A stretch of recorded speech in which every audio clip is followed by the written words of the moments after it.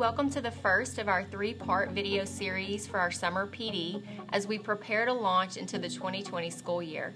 I'm here with Ms. Kerri Manuel from DeQuincy High School, and she's going to tell you a little bit about the overview and purpose of this first training. So Ms. Manuel, I know we all have a Blackboard site, but why are we focusing on it so much this year? Well, as we all know, the way school ended last year, we had to update our Blackboard site weekly, but we need to be prepared and ready for this year. If we do have to go 100% virtual, that's going to be your communication with your students and lessons and assignments, because it will be required for students to get their grades and information. Okay, the purpose of this is going to be to provide student and parent access to digital content, lessons, course information, resources, etc. As an outcome, we need to have a user-friendly, well-organized Blackboard site. Our Blackboard is needed to be incorporated into our normal classroom setting, or if it's necessary, we may need to utilize Blackboard for a 100% virtual classroom. So Ms. Manuel, tell us a little bit about this first webinar. Okay, so for the first webinar, you're going to hear from Ms. Kim Holmes and Ms. Georgia Broussard, and they are going to be giving you tips on updating and using your Blackboard site. One of the first things that you want to create for your web page for your Blackboard is a banner. The banner needs to be eye-catching. It is the first thing that people see when they pull up your page. You probably want to definitely display your name. If you don't teach too many subjects, maybe one or two, you could probably fit it on the banner. If you teach more than that, it might look a little cluttered, but you could also include your school mascot, maybe a picture of yourself. You just want to have fun with it and make it creative. I want to take you through the steps on how to do this real easily. Right in PowerPoint, once you open up PowerPoint, you'll click on the Home button and you'll click on the Layout button. You'll go down and choose the blank. And then once you have that done, you'll click on the Design tab, and it'll give you a drop-down menu like you see over here. And you'll go to Slide Size, and you're going to customize the slide size, because it cannot be a full slide size. It has to be a certain height and width. So once you click on the Customize the slide size, it's going to pull up your options for doing that.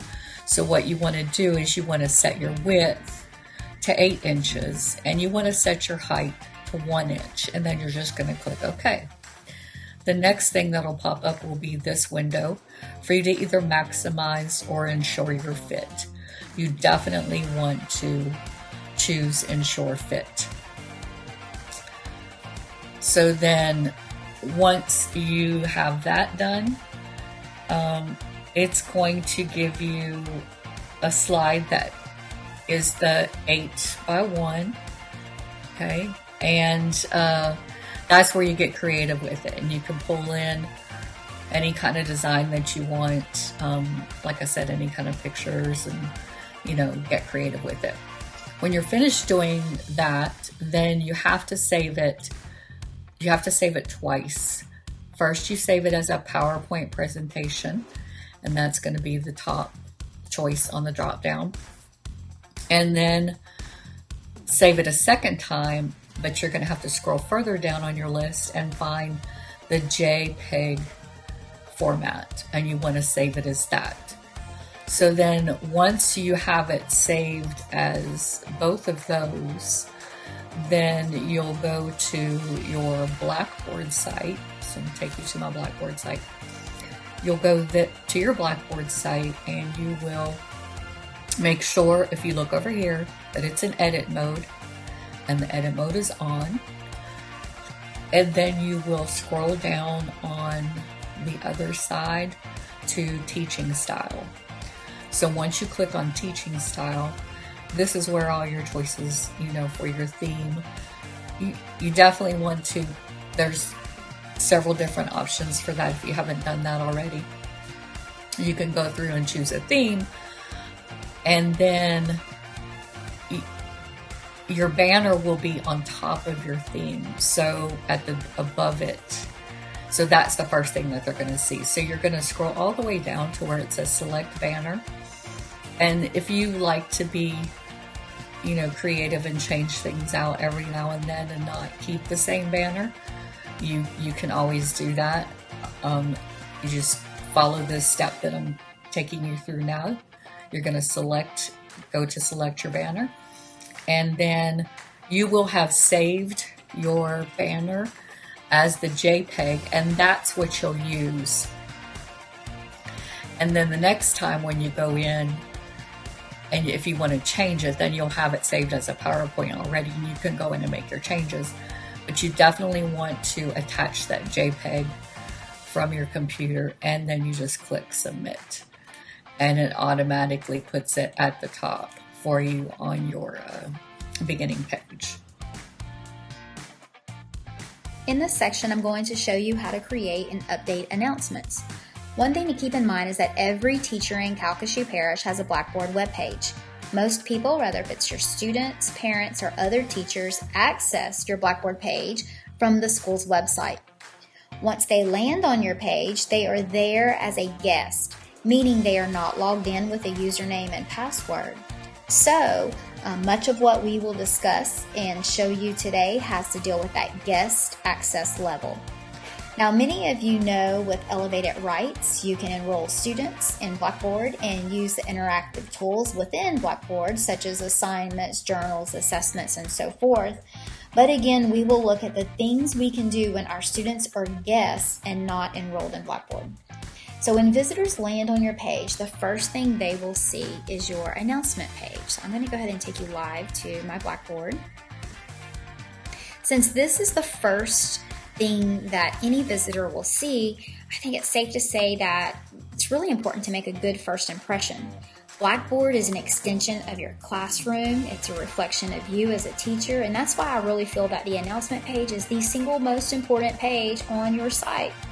You want to make sure that it's updated regularly, that you communicate clearly, you proofread and check to make sure that you do not have any errors or mistakes, because, let's face it, we all know that some people judge a book by its cover. Well, this is your cover right here. So let's go ahead and get started. We want to make sure that we're logged in first of all, and we also want to make sure that this edit mode is turned on. I know it's on because it says so, and also there's a green light there. Notice that I have already posted an announcement for the new school year, welcoming my students with a little bit of information. There's my remind widget that I've updated already, but notice right below that there is a divider that says new announcements appear below this line. So any new announcement that I create will appear right below this line. So let's go ahead and dive on in and create an announcement. It's pretty easy. Most of you probably already know how to do this, but here's the link to create an announcement. If you do not see this link, again, double check your edit mode. That means it's off. So once you turn it on, it should appear. Let's go ahead and select it. Here I have a subject. Let's just say I'm going to do a welcoming for my new students for this year. And I want it to be blue. So I'm going to go ahead and apply that. Oops. And then I'm going to come over here and I'm going to type a message, a positive message to my students for the new year. Now notice besides just typing a message, I have all kinds of options.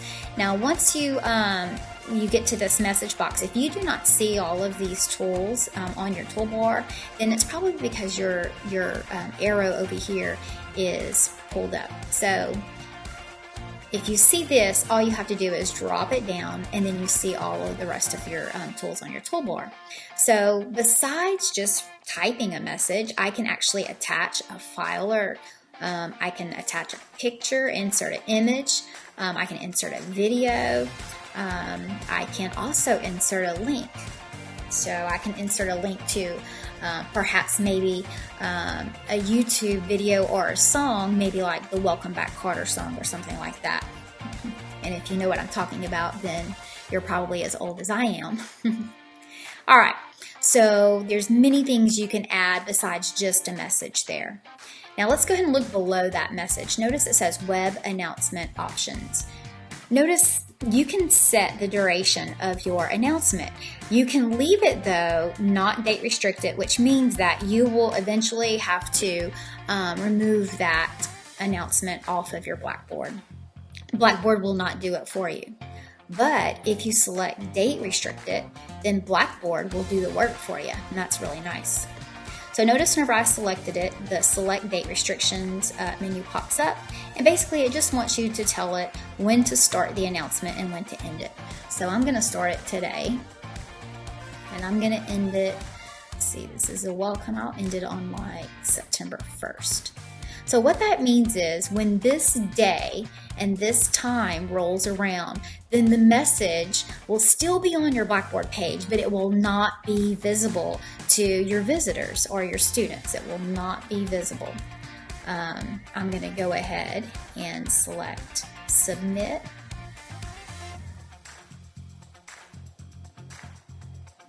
And if I scroll down and check right below that divider, I should see my announcement. And there it is. Now let's say that I want this to be the first thing that students see whenever they get to my page, and notice I already have some announcements up at the top, so I can simply drag or move that announcement to the very top if I want it to be the first thing that my visitors see. So I can just drag it up there to the top, and sometimes it's a little bit finicky like you just saw there. Let's see where to go. Oh, it did go to the top. There it is. Okay. So notice I put it up here at the very top, and it's going to stay in this position until I decide to move it or delete it. And any post that I make thereafter will still fall right below this announcement line. Okay? Now, besides dragging the announcements, I can also rearrange them using this up-down arrow here. So notice when I hover over it, it says keyboard accessible reordering for announcements. I'm just going to go select it. Here's the announcement that I just created, and I'm going to move it back down below that line. I'm going to go ahead and select submit. It's going to let me know that my item has been reordered. I just tell it okay, and I think that's really easy to use to reorder your announcements. And there it is, it's back below the line. Okay? All right, I want to show you something else. Notice right here I have an old announcement. It's not available anymore because I did have it date restricted. This is for a quiz, and here's some instructions I'm giving my students about following this link to study a review for their quiz. So I'm going to show you how to add a course link inside your announcement. And basically all a course link is just a shortcut to another page in your Blackboard site. So let's go ahead and go back to the top. I'm going to create an announcement. And let's say this time, it might be a new lesson that I want to have my students go to. It could be some sort of phenomenon, that a short video or an image I want them to look at and ponder or think about, one night for discussion the next day. But I'm just going to go ahead and keep it simple and just put study review. Okay. And then right here, I would put a message like, select the course link to study the review for your upcoming quiz. But time purposes, I'm just going to go ahead and move on. And then I may set the date restriction for it to disappear the day of the test. Maybe I do not want it to be there once the test rolls around. And then right here below this web announcement options, you have your course link. Notice it says click browse to choose an item. And notice it's just a location in your website, your web page, your Blackboard web page. Now, once it pulls up, these are all the different pages in my Blackboard website. So I'm going to scroll down until I find a review for a test or quiz. Here's one right here. So I'm going to go ahead and select that. Hit submit.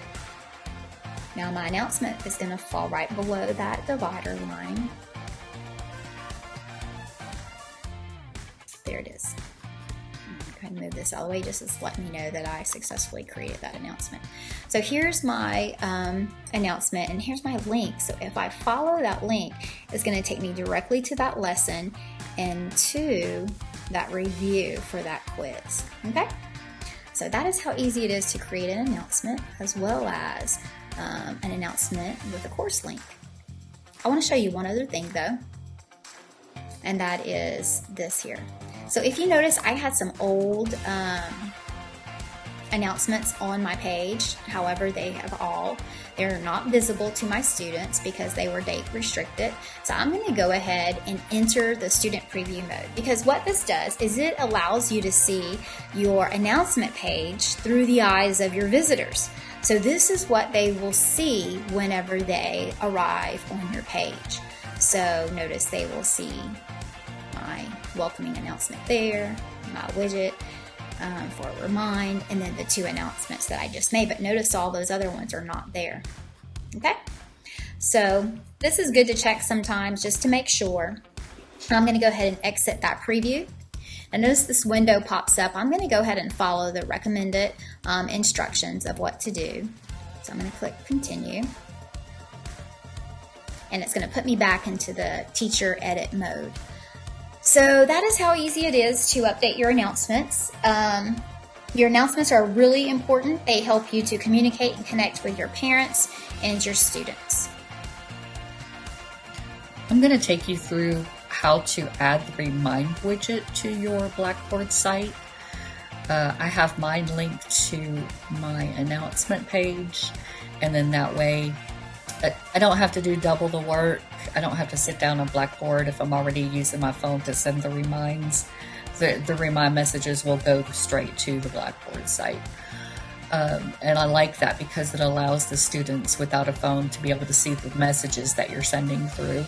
I did have a student last year that was without her phone pretty much the whole school year, and she would rely on the Blackboard to get those messages. Her mother did get the messages, but they didn't always communicate about what was coming through on her mother's phone. So no matter what the situation, I like to do this because it eliminates the excuses for not getting the messages. They're going to either come to the phone or you're going to see them on Blackboard. So I want to take you through the steps on how to add that widget to your page. First thing you want to do is you want to go to get on your, let me go back to my beginning here, get on your Remind page and click on your name, and you are going to go to account settings. Underneath account settings, you're going to see on the drop down that you have the option for the widgets. You'll go to the code for the website that you see here, and you're going to copy that code. You also have the option to choose if you don't want all of your classes, or you just sponsor a club and you have your page for just the club. You can, put that there. Just depends on your situation. So you copy the widget code, and then you go back to your Blackboard site. And I'm just going to scroll down real quick and show you that I have my Remind widget toward the bottom. I put my announcements more current to the top, and maybe just some general announcements that I don't put on the Remind app, but the Remind app widget I have down here at the bottom. So I teach 3 different subjects, so I have all of those subjects set up.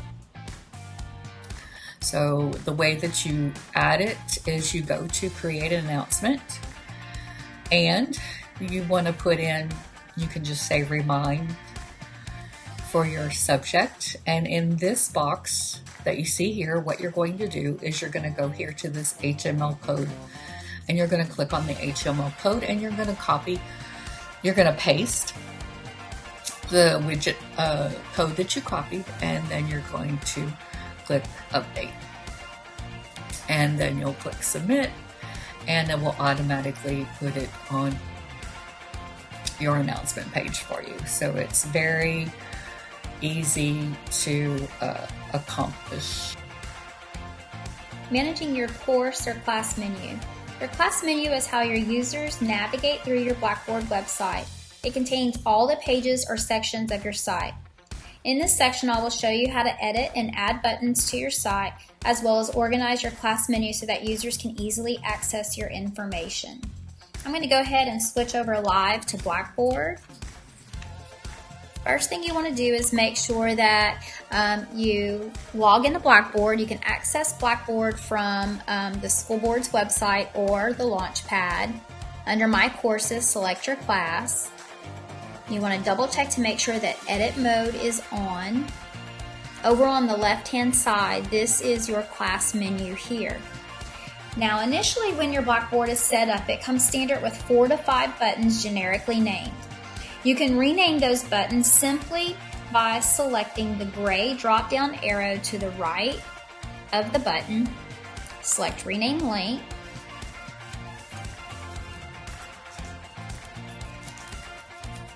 And make sure you select the green check to save that link button. Okay, so that's how easy it is to rename those buttons. Now we're going to go ahead and add a button. So up in the upper left top corner, you're going to go to the plus sign. As you hover over, you can see the different items you can add to your menu. I'm going to go ahead and start with a web link. Now once I select web link, a window pops open for me to name the link. And I like for my students to check their grades frequently. So I'm going to put a direct link from my Blackboard site to the Student Progress Center. To do that, I'm going to name it Progress Center. Then I'm going to go to the school board page, go to the Student Progress Center. I'm going to copy that URL link, and I'm going to come over and paste it in the box next to URL. Now, one thing that's really important is you want to make sure and select this box here. You want to make this link available to your users, and then submit. Now, once you do, it drops that button all the way to the bottom of your menu. Now, one thing that you have to do that's really important, because remember, at this point, your students are not enrolled, they are guests. You need to permit your guests. So select that gray drop-down arrow, come up to Permit Guests, and select it. You always want to check and make sure that your link works. So we're going to go ahead and open up that link. Notice it does work. The Student Progress Center opens, but also notice that it opened up in Blackboard. What if I don't want it to open up in Blackboard? I want it to open up in its own window or tab. Well, let's go ahead and go back, and I'll show you how to do that. Go back to that drop-down arrow, and you see this setting here that says Set Link to Open in a New Window. Go ahead and select it, and then whenever I go back, you'll see that it will open up in a new window there. So I'm going to go ahead and close that out. It works. Now, besides linking directly to a website on the internet, I can also link it to something in my OneDrive. So, for instance, I have an RTI biology help, kind of like a tutoring form here, that when students go to it, they can fill it out and let me know what they're having trouble with, and then I can get ready for them. And they can sign up to come in to visit me. So let's say you want to link your button to a form. So I'm going to go back to the plus sign, web link, and I'm going to name it, maybe I'm going to name it RTI /tutor. All right. And then I'm going to go to my Office 365 forms. I'm going to find that form that I have already created for that RTI, or tutoring. I'm going to go over here to the button that says Share. Now, first of all, I have 2 ways I can send and collect responses. I want to know what student is sending me this response, so I'm going to leave it selected only people in my organization can respond. If the student is already logged in at 365, their name will appear at the top of the form, but if not, then it will force them to log in. So I'm going to go ahead and keep that selected and copy that link. I'm going to go back to Blackboard and I'm going to paste that link there in the box next to URL. Don't forget to make it available to users and submit. Again, it drops it to the bottom. I'm going to go ahead and permit those guests, and I also want it to open up in a new window. So I'm going to go ahead and tell it to set the link to open in a new window. All right, I'm going to go ahead and test it out. And there it is. So it opened up in a new window. Notice my name is there. I'm already logged in at 365, but if I were a student and I was not, it would ask me for my username and password. All right. Now notice that both of those web links came up at the very bottom, but I can simply move it by dragging it. I can also move it by using the keyboard link. So if I go up to where the plus sign is, opposite of that, I have an up-down arrow to reorder my menu items. Go down to where that link is, and let's say I want to move it up to student resources. So I would just continue to move it up under student resources. Submit lets me know that my item has been reordered. Whenever I go to check it, I can see that it is now here under student resources. Now I want you to notice that these particular buttons do not have a box with a line, but these do. That's because these buttons here are hidden for my students. So if I just hover over that, you can see that this link is hidden from students. If I want my students to see the link, then I can simply right-click, permit my guests, and show the link. But right now I have it hidden because I want it to be hidden. These are some sites that I have on this content page with my passwords, as well as maybe lessons with the answers on it, and I don't want my students to see it. So this is just for me only. So you can do that by simply, so if this was something you did not want the students to see, I can select the down arrow, deny my guests, and hide the link is what you would want to do. Okay? So that's how you can either hide the link, make it available, or deny those guest access. All right, next I'm going to show you how to add a content page. So pretty simple. Back to the plus sign, content area. I'm going to name it. Maybe I want to call it online notebook because I'm going to use this to house all of my units and my lessons for each unit. So I'm going to make that available to users. Submit that. Again, don't forget, gray drop down arrow, permit my guests because I want them to see that link.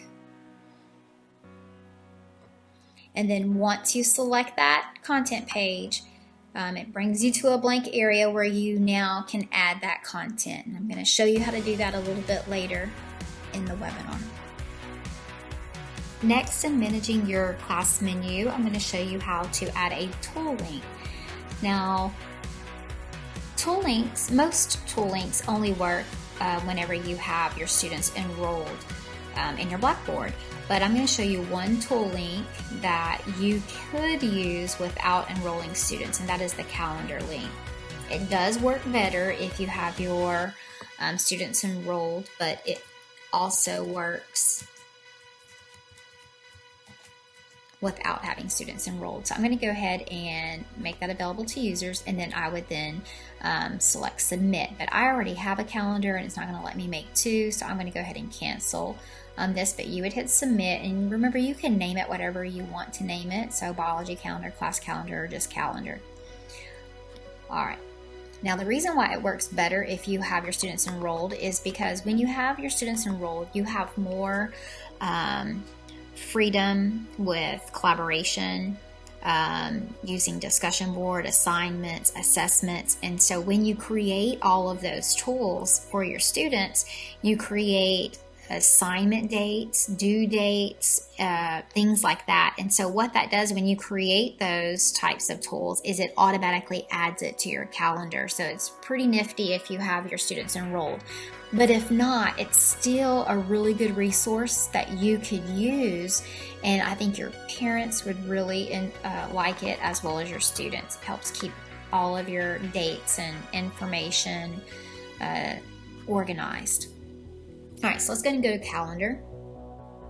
First of all, notice I did go to my calendar. There's many different ways you can get to your calendar. You can get to it from your dashboard, but notice I did go to it from my class menu. So whenever I do that, it's always going to, once I go to the calendar from my class menu, it will always put the information that I insert onto my class calendar unless I tell it to put it on a different calendar. So let me show you what I mean by that.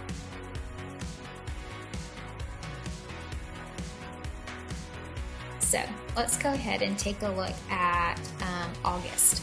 So as you can see, I've already started to add some information to my calendar, and I'm going to add, let's say, an event on the 13th.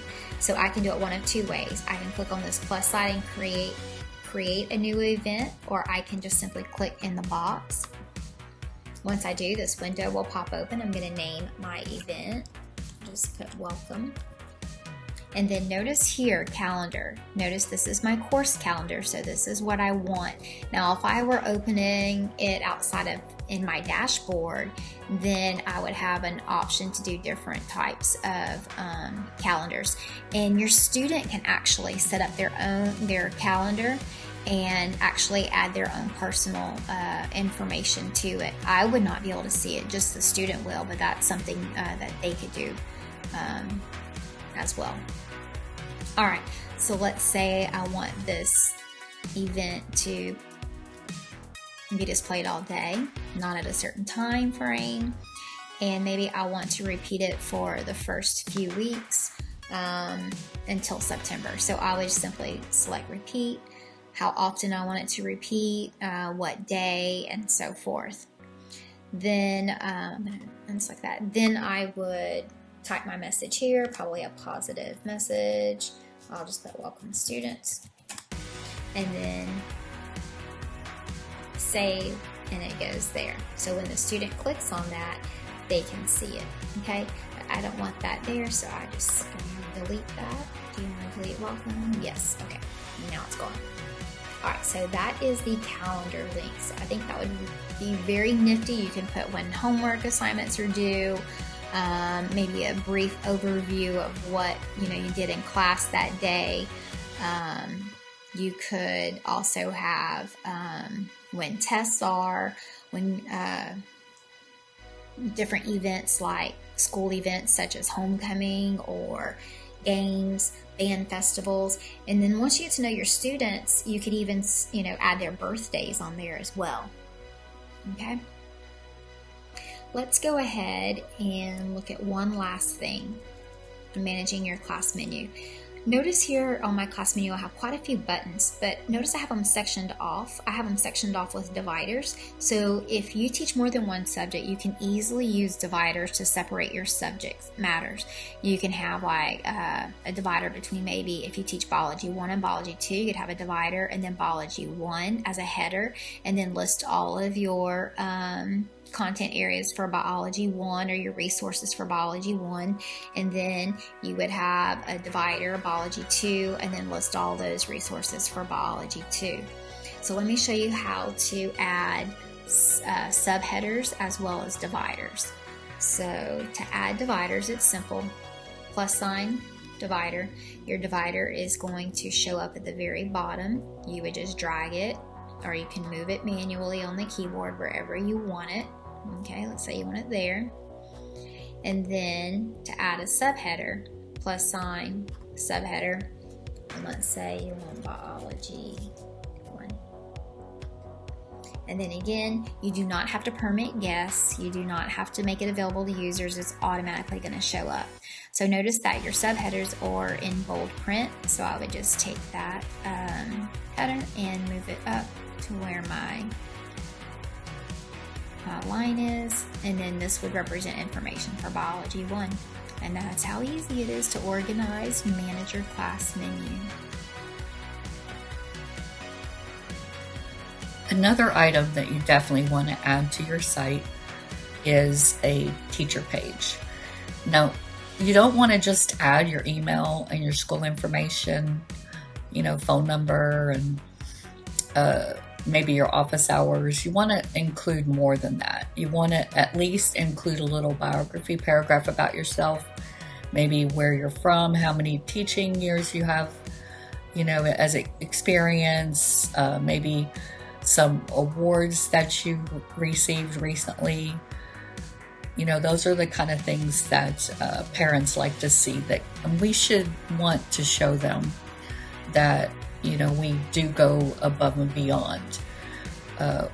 Most of us do go above and beyond what's expected. So include a little information about yourself is always a good thing to do. So I'm going to take you to my Blackboard page and show you how to, let me show you. You definitely, when you set up your Blackboard page, you want to have a button. Once you've set all that up, you definitely want to have a button for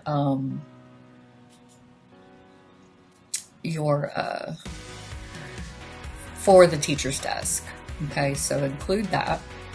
So once they click on that, and when you edit your information, so you see how you can add your email and your work phone, your room number, maybe your planning period hours, if you would, you want parents to see those, or when you're available to the students outside of class time.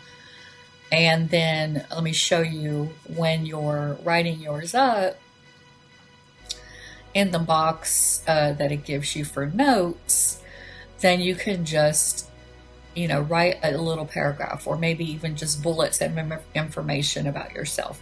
Try not to leave everything blank. And then you'll submit it, and it'll submit. Now, there's also another thing that I just want to show you real quick. And when you come in for your face-to-face with us, if you want me to take you through real easy on how to set something like this up for yourself, I could do that. We're not expecting you to do this at this time, but if it's something and you want to get a little bit creative, I just went to Adobe Spark and created a little biography page, and then that way students and parents can see, where I got my education, how many years experience I have. I added some maybe awards and special training that I've gone to, extracurricular things that I help out with. And of course, people like to see, students like to know what your hobbies are. You could always add that in. But if you want to see how to create something like this, just let me know when you come in for the face-to-face, and I'll be glad to help you. Adding content. The content area allows your course content to be organized into folders, files, graphics, assignments, tests, external links, and Blackboard Learn tools. So in this section, I will show you ways that you can organize your content, as well as how to add and create various items on your content page. Some of those items are included over here in this window. Before we get started though, I do want to caution you, please make sure that you obey copyright laws as well as Privacy Act 837. For instance, if you do not enroll your students and they are your guests, you have to give guest access to your content pages, which means that any information you post to those content pages will be visible to the World Wide Web, will be visible to anyone who has access to your website. So if you purchase something from Teachers Pay Teachers and you only have purchased one site license for it and you upload it to your content page, then you're uploading it to the World Wide Web and you have just violated those copyright laws. So please be careful. Also, Privacy Act 837, let's say you embed a Padlet and you have like a driving question board on there that you want them to add information to. Please make sure that you assign them code names prior to, so that they're not posting their actual name. So don't forget to obey those laws. Let's go ahead and move to Blackboard Live. First, you want to make sure that you log into Blackboard, select your course. I'm going to show you ways that I organize my content first before we move into adding content to that content page. So one example is here. So I have in my Unit 2 Ecology content page, I have my Unit 2 all organized by content folders. So if you notice, I have lesson 1, lesson 2, and so forth. As we're going through the lessons, all of my lessons are turned off until I get to that lesson. So for instance, I'll start with lesson 1. I'll turn on lesson 1. Then when we finish lesson 1, then I will turn on lesson 2, and I will continue to build that content. Also, I only have turned on the unit the students are currently in. So if I have 4 unit folders on my content page and we are in Unit 2, then only Unit 2 folder is available for those students. Let me show you real quick how easy it is to make a folder available or unavailable. So right now, lesson 1 is available to my students. If I want to make it unavailable, I would just simply select that drop down box and make it unavailable. If I want to open it up, drop down box and make it available. And that's pretty much how easy it is to make that content available to your students or your guests. All right, so let's go ahead and take a look at lesson 1. Now this is one way that you can organize the content. Please notice that I have everything that the student needs is all within this one single item, okay? So they have lesson 1, they have their task, what they need to do, they have an overview of the agenda. Here, all of their files are attached. They have a PDF of their a chart, cause and effect template, student sheet, that helps them organize their information for their case studies. They have videos for their case studies. They also have online links for some of the case studies. And then I have day 2. Okay, so notice that everything is within one item. Now this is their actual lesson here, a copy of it, and I could have simply just inserted it into this particular item. So that way I would only have one single item for this lesson. One other thing I want to show you, after the fact, I may have gone back and added other resources that I may or may not show the students. So those were added after, but I simply could have gone back to my lesson if I found something later. Select the drop down arrow, edit it, and go back and add that information into that item. For every lesson that I do, I have my teacher lesson uploaded. Notice it is not available, so my guest neither my guest or my students can see it. So no one can see it. The only person that can see it is myself. So I have my teacher lesson plan in PDF form. I have any presentations I may use, any extra information I might read about to help me deliver the lesson. And then after the lesson, I will, since some of these lessons are brand new, I will put notes as to how maybe to tweak it, or maybe what to do or what not to do, or any tips that I may have encountered, or maybe, if the students like it or if the students don't like it. So this is one way of grouping your content information, but grouping it all together in one item. Another way is to group everything separately. So here's an old lesson that I have, and I'm showing you this because it has many different variations of technology, as well as different types of content. So for instance, this is a web link or a website, this is an item. Here I have embedded a Padlet in this item, as well as a simulation. So notice to do the simulation, don't even have to move out of Blackboard. They can stay right there and complete the simulation there. And notice I also have a student sheet guide that goes with it. All right, so let me go ahead. And one tip I want to give you before we start adding information is when you do add information, I would encourage you to add PDF files instead of documents. If the student is working on their iPhone, an iPad, MacBook, Dell laptop, PDFs will always open nicely.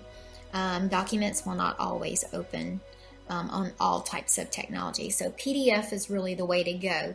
Even if you have a document, just save it as a PDF and upload it as a PDF. All right, so let's go ahead and go back to my Blackboard homepage. And to get started adding content, you first want to make sure that you select your content page that you're going to add content on. And then you have to decide how you want to organize it. So let's say I want to organize it into folders. So I'm going to go to Build Content, New Page, Content Folder. I'm going to name that content folder, so whatever name I may give it. Maybe I'm going to give it Lesson 1 something, or DNA and mutations. All right, I can put a little short description here if I want. I can make it available to my users and then submit. A lot of times when I'm building my lessons, I keep it unavailable to students or my guests until I am finished, and then I will go back and turn it on how I showed you earlier by simply just clicking the down arrow and making it available. But this is the other setting that you could use to make content available or unavailable. All right, I'm not gonna hit submit because I already have a folder that I have here, and I'm gonna just use that one. So I'm gonna select the folder. Now I'm ready to build my content. So again, I'm going to select the drop down arrow, and I'm going to show you first how to build your content all within one item. So maybe this is my introduction lesson or something. All right, I'm going to go ahead and start by maybe adding an image. Let me show you that real quick. So here's my toolbar. First of all, if you do not see all parts of the toolbar, just simply click the down arrow and it will open up. If you do not know what all of these icons represent, just slowly pass your mouse over it and it will tell you what each of those items are for, okay? All right, so I'm gonna go ahead and start with inserting an image. So again, this window is gonna pop up. It's gonna ask me where I wanna get my image from. I'm gonna browse my computer. Make sure you know where you have it saved. Now, when I click insert, I want to show you something. Whenever I insert an image through an item, it always gives me this annoying message saying that, hey, you didn't describe your image. Do you want to continue? To keep that from popping up, I just usually put a short abbreviation there, and then I select insert. And there's my picture. Now, I'm going to go ahead and show you a little trick here. I'm going to click below the picture, and then I'm going to hold my shift button down, and I'm going to press my back arrow at the same time. And notice it highlights that picture. Now I'm going to resize that picture because it is a little large. I'm going to click off the picture, and now it's a little small. I'm going to go ahead and hit enter, and now I'm below the picture. I have some questions that I found that I'm going to use with my image. I'm going to paste it there. So I copied and pasted those questions, and I want to show you something real quick. I did this on purpose because notice whenever I pasted the questions, the formatting came over from the website, but I don't want that formatting, so I'm going to highlight those questions. Go back up to my toolbar, and if you notice at the end on the first row, there is a button that says remove formatting. So if I select that, it's going to remove that formatting that I copied over from the website. Now I'm going to format it to my own likings. So I'll increase that font. And there's my questions. All right, so if I want to separate this first task from my next one, I can simply insert a line. And then I can move on to my next task. So let's say I want to add a website for them to view. So I would simply go to that web page, copy that URL. I'm going to go back and view variation. I don't remember the name of it. I'll just put view variations. And I'm going to highlight variations, and I'm going to link that word to the website. So I'm going to come over here to insert edit link, and it's going to ask for the path. That's the URL address. I'm going to paste it there. I'm going to open this in a new window, and I'm going to click insert. All right, view variations on website. I don't know. All right. Now, next task, let's say I want them to view a video. I'm going to go ahead and go back to the toolbar, go to Insert, Edit Embedded Media, select it, browse my course, select the video, and whenever it pops up, the default dimensions will also pop up. I can leave that or I can change it, but I'm just going to leave it as the default and go ahead and insert that. And there it is. And that's what it should look like for now. Once I hit submit, I will be able to see my video. So maybe I had some video questions that went with it. So if I want to attach that video question file, I can simply go to Insert File, browse my computer, and let's say these are the questions. Open.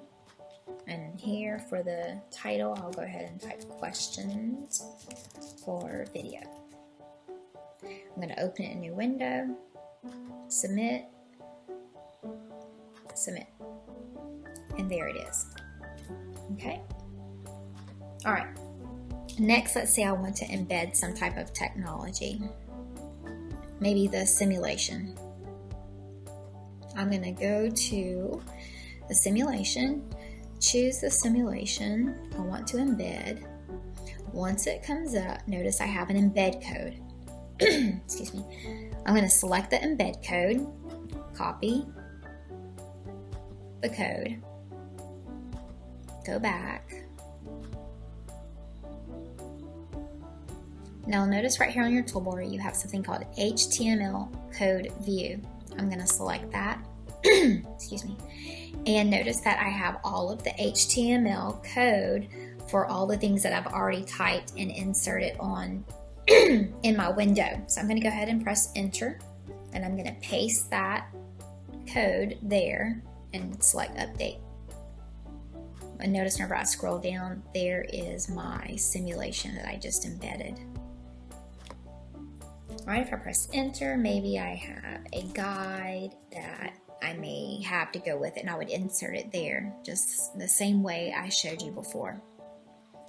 All right, let's go ahead and insert a line, and I'm going to show you one more thing, and that is how to embed or link a form, like for an exit ticket or a quiz or something.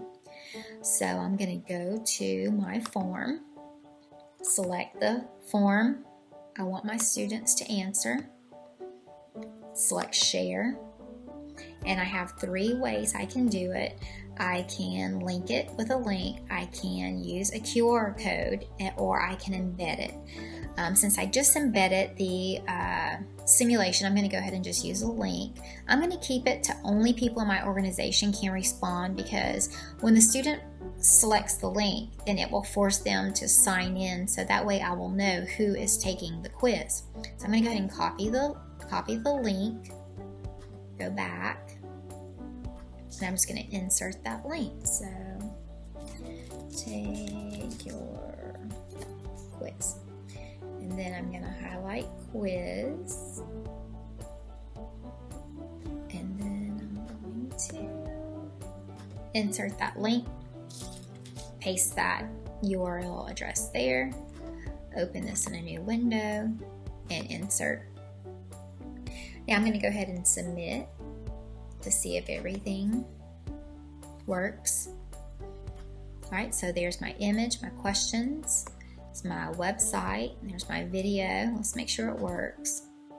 So there's the site, my video, questions work. My video does play, the simulation works, and my quiz. And there it is. And see, since I am signed in, it has my name. If not, it would force me to sign in. All right, so that is how you would add all of that content information in one item. If I want to add it separately, same thing. I'm going to run through this very quickly because it's basically the same thing. So I'm going to add my image. It's going to ask me from where. All right, I'm going to name it. And again, keep all my original default settings, hit submit, and there's that image, and this is what the icon looks like when you insert an image. Same thing for web link. Web link, I'm just going to put, here's the web link. I'm going to go to, let's see, I want to insert this YouTube. Copy the link. There's the URL, mutations in DNA, and then let's say that I also have a question form I want to add with that. So browse computer, select the questions, open it up. I can even rename it here to questions, and then submit. There's the link. I know it's a web link because there's the world, and there are my questions that I attached. All right, next, video. So video, I can browse my computer if I have it saved. There's my video. If not, then I can just do a web link to that file, and I'll just label it video. I'm going to keep those default settings, hit submit.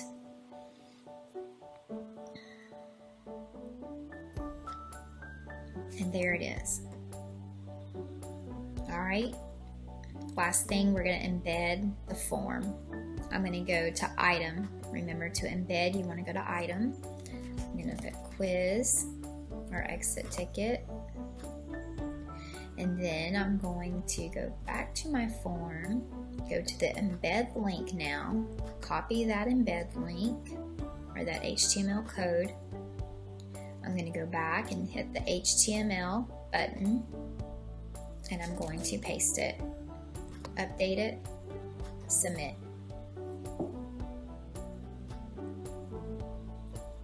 And there it is. And so that is how easy it is to add content to your content page. One other thing with adding content is you can add content through a learning module. Now, a learning module is just an organized collection of content that's presented together that helps students to see a subject, concept, or theme as one logically structured and coherent group of content. Really, you can think about a learning module as a chapter in a book, but with the added benefit of being able to present downloadable files, web links, quizzes, assignments, YouTube videos, and lots of other things. And sort of like a book, there will be a table of contents on the left-hand side, which helps the students to see the scope and sequence of the entire lesson. You can even have students go through in a structured linear sequence where they have to finish one part before they move on to the next part. Or you could even have them be able to see all parts and click around to different parts at different times. So that would be your choice, and I'll show you how to make that setting. So let's go ahead and get started. First, you want to go to the content area to add your learning module. And I'm going to go to the same place I went to whenever I was just adding content regularly. Next, you're going to go to build content, add that learning module. Now I'm going to go ahead and just name it. And for my learning modules, I'm going to name them in units. So I'll do Unit 3 Genetics. And this is not a real unit or a real lesson. I'm just giving you an example. Here in the text box, this is where text would help you explain what that module is about. Here under the text box, you have your learning module options. This is where you can enforce that sequential viewing of the learning module. So if you select yes, then the users are forced to progress through the content in the order that's set by the number that's next to each of those content items, or no, and they can click around on any part at any time. For opening a new window, I'm going to leave it at no, because sometimes if you do open a new window and let's say the student's working on an iPad or their phone, it's very hard to get back to that original window. So I'm just going to leave it at no. Make sure that my guests are permitted to view this content, and go ahead and click submit. When I do, notice it gives me a notebook here that looks like it has binders in it. So I'm going to go ahead and select that learning module. And here's my table of contents, and then this is the same thing that we just saw with adding content. So I'm going to very quickly go back and add some things so I can show you how the settings work. So let me go ahead and add some items. First, I'm going to add maybe an introduction to this unit. And that introduction, I'm going to do the same thing I did before. I'm going to add that image.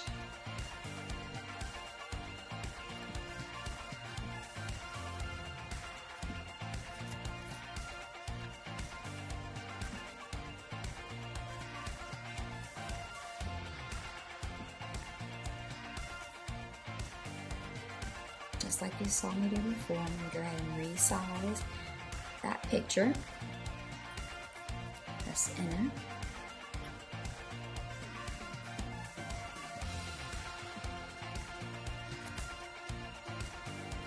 I'm going to remove that formatting.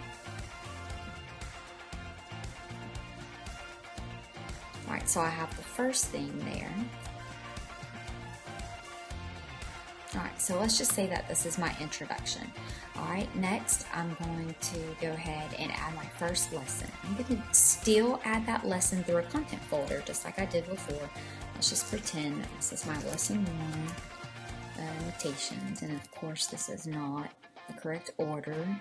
Again, I'm just showing you an example. And I'm going to go ahead and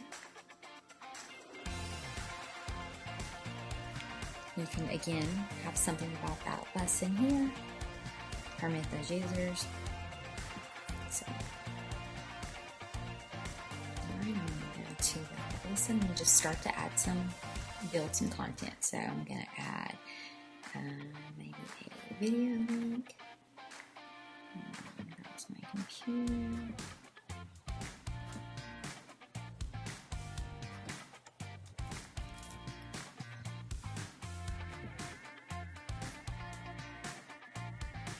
I'm going to leave all the other settings on their default. I'm going to go through and add some video questions.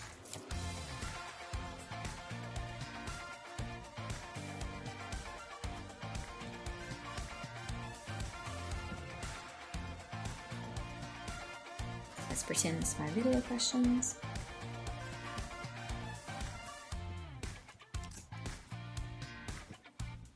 And I'm going to leave that open in a new window. Submit.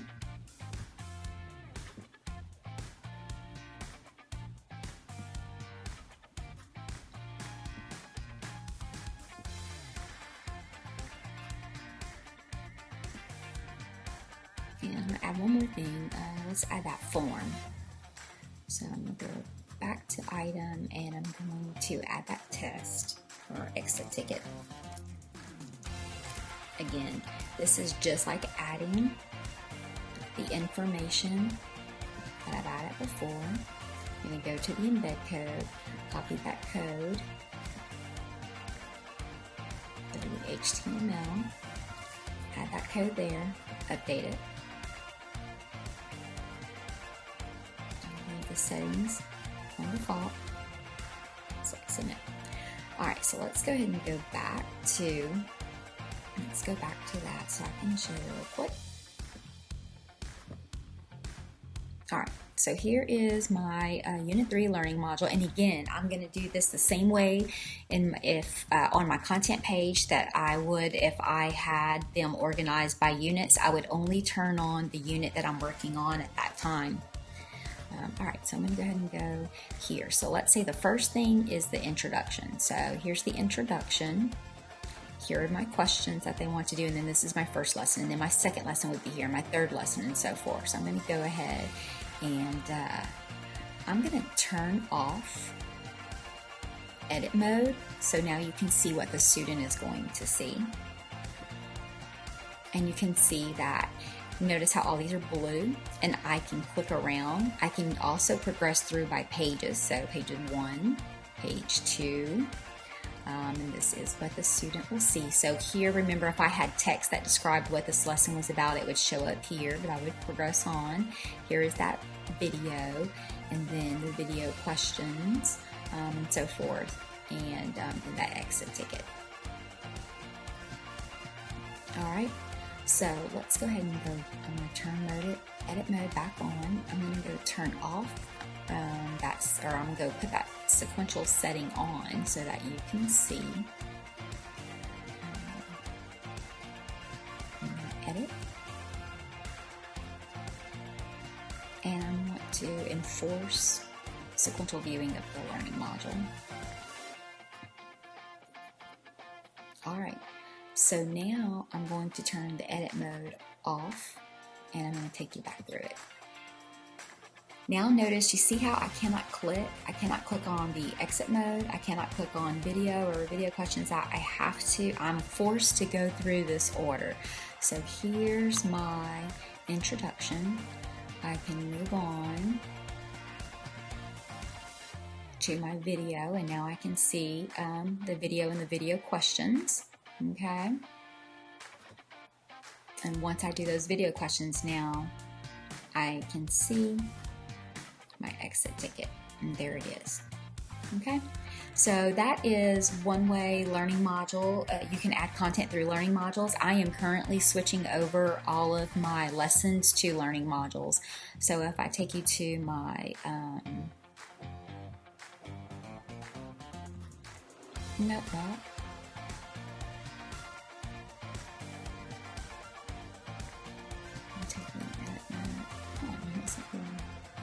Alright, so let me go and take you to my new e-binder. So here I've already organized mine in units, and I'm starting with Unit 1. So you can see that I have my, here's my table of contents that I've already started working on here. Okay, so that's how easy it is to add content through a learning module. Adding resources. Adding resources to a content page is the same or very similar to adding subject matter to a content page. So I will quickly review and show you some examples. Let's go ahead and move to Blackboard Live. First of all, you want to make sure that you are logged in. Edit mode is turned on. And I really think that the types of resources that you add will be driven by the subject matter that you teach. For instance, if you are a teacher that teaches an EOC or a LEAP 2025 subject, then you may have resources for test prep. You may also have resources for ACT. You may even link websites that you frequently use or that has a variety of topics, or maybe just topics that you're studying or learning about at the moment. You could also have a page where you may have how-to tutorials. So you could have step-by-step directions or short videos on how to do something perhaps in OneNote or even on Blackboard. You could even have a page for homework help where you would perhaps video a short portion of your lesson showing the student how to do something, or even screen record an iPad of you or maybe another student solving a step-by-step problem that we worked out in science. So there's all different kinds of resources that you can add, even that calendar link that I showed you earlier. One other resource that I thought about may be a career content page. So that way you can introduce the different types of jobs that students may encounter when they are in that particular field of science. So there's all different kinds of things that you could actually use as your resources on your webpage. So let's go ahead and I'm going to remind you how to do that. Again, to add resources is just like adding content. You're going to go back over here to your content menu and select the plus sign. And if you want it to be a content area, you would select that. If you want it to be a tool link or a web link, you would select that. I'm going to go ahead and do a content area. And I'm just going to name it resources. Don't forget to make it available to your users. And then again, it's going to be here at the bottom. If I want to permit my guests. And then I'm going to select those resources. That resource page. All right, this is where I begin to build my content here. Let's say that, and you have all different kinds of options, but let's say I want it to be a web link. And on that web link, it's going to be digital media resources. So let's say that I use the digital